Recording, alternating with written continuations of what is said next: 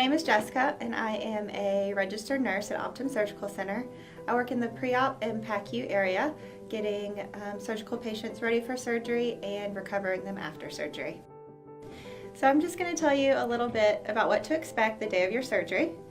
You will receive a phone call between 3 and 5 p.m. the afternoon before your surgery day.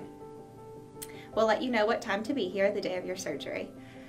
When you arrive, you will come to the Habersham side of Optim Surgical Center. Once you go through the double doors, you'll see an elevator and go up to the second floor.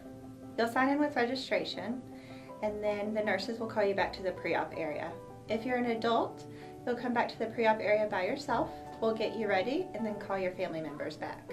If you're a child, you can have one parent or guardian back with you while we get you ready for surgery. We'll take you to an area where we'll get your consent signed, start your IV and get your vital signs. You'll then talk to our anesthesiologist, and then you'll see the surgeon before you go back for surgery. Once you're all ready for surgery, we will take you back to the OR and your family member will wait in the lobby.